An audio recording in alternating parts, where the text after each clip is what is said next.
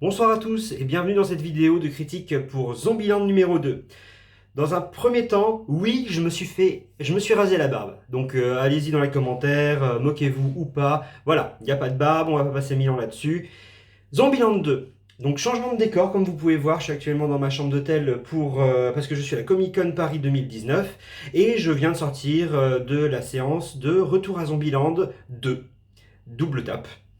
Voilà, donc ça va être une réaction à chaud, on n'avait pas le droit de filmer, pas le droit de prendre de notes, c'était, voilà, vu qu'on est en avant-première, 5 jours avant la sortie, on était vraiment très comprimés, il y avait beaucoup d'agents, etc. Donc, Zombieland 2, pour la partie non spoil, c'était bien. C'était bien, c'était bien, c'était bien. J'avais peur. Les deux, en général, ça ne fonctionne pas. Il y a eu de très rares cas. Terminator 2 était très bien, Le Parrain 2 était très bien, Alien 2 était très bien, mais c'est rare. Et là, c'est bien. C'est drôle. Il y a des moments où je me suis dit, ouais, je me suis un peu ennuyé, mais non, en fait, quand j'ai revu le 1, il y avait ces petits moments où il développait les personnages, où on avait besoin de ces petits temps de pause, etc. Mais celui-là, oui, il y a aussi ce développement-là parce qu'on est quand même 10 ans plus tard. Et voilà, les personnages se sont un peu développés, ils ont de nouvelles pensées, et c'est drôle. Vraiment, c'est très très drôle. Allez le voir, je vous le conseille. Vraiment. Partie spoiler! Donc ça va aller maintenant. Enfin, spoiler et pas spoiler. Je vais parler du film en général, parce que clairement, il est drôle. J'ai beaucoup ri, je me suis peut-être pris au jeu, parce que du coup, j'avais la hype de ce film et j'avais envie de le voir. Et donc, je vous dirai pas ce qui est drôle. Je vous laisserai découvrir, les blagues sont efficaces. Et donc, les personnages. Donc, on est 10 ans plus tard, on retrouve Tallahassee, Columbus, Wichita, Little Rock. Et donc, ils ont tous un peu grandi. Wichita est avec Columbus.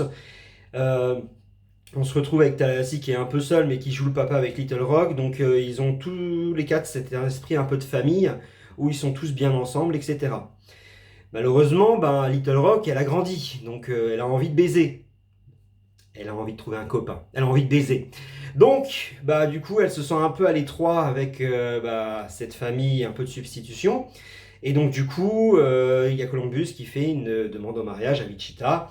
Wichita prend peur, ça arrive, hein, quand il y a trop de pression, bah, les femmes pètent un peu les plombs. Ça, bah, là, voilà, c'est le cas. Donc, du coup, elles partent toutes les deux sur les routes.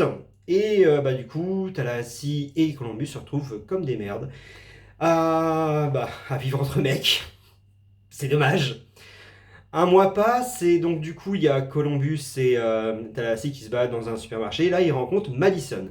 Madison et Rose. Voilà, c'est les cervelets drôles. Tout est drôle. Toutes les interactions qu'ils ont avec elle.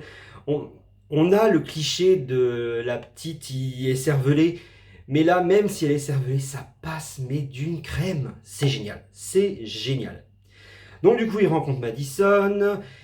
Et donc, bien sûr, Columbus va avoir une petite aventure avec. Évidemment, qui revient à ce moment-là. Eh ben, nous avons Wichita qui revient. Attention, le scénario est un peu facile, mais ça marche. Ça marche parce que c'est logique, c'est chronologique. Les gens arrivent au bon moment.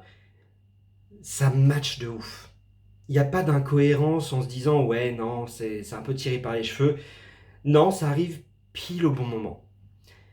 Voilà. Et j'ai envie de vous raconter la suite, mais allez le voir. Allez le voir juste parce que on se laisse emporter. C'est drôle. J'insisterai jamais assez, mais j'ai rigolé. Pourtant, vous savez que je suis scandalisé à la moindre chose, que je suis le pire public qui soit. Et pourtant, là, je me suis prêté au jeu. Voilà. Et ça commence dès la première seconde. On n'a pas passé le générique que c'est déjà drôle. Vous saurez, vous devinerez pourquoi. Vous comprendrez pourquoi. Gros big up parce que nous avons un générique au ralenti comme dans le 1 avec Master of Puppets, Metallica. Oui, aujourd'hui ils ont besoin d'argent mais ça fait plaisir putain. Metallica dans le 1, Metallica dans le 2, c'est logique, ça se suit. Voilà, allez le voir. Vraiment, allez le voir. J'ai vraiment pas envie d'en dire plus. C'est un plaisir. C'est un gros plaisir. Faites, voilà, Fin du film, il y a une scène post-générique, il y a une deuxième scène post-générique. Faites pas les blaireaux, vous êtes prévenus, attendez la fin du générique. C'est drôle. Et merci pour ces deux scènes. Pour la première qui est monumentale. On n'est pas dans une scène de ouais voilà, ça annonce quoi que ce soit, c'est vraiment voilà, c'est une grosse scène, ça dure au moins 6 à 7 minutes, ça fait plaisir et la petite scène de fin, voilà, c'est le petit caméo qui est plaisant. Voilà. Allez-y avec bon cœur. Soyez bon public, vous kifferez. Je sais pas combien de temps il a duré, j'ai pas vu les minutes passer. Allez-y. Bisous à tous, éclatez-vous et kiffez bien.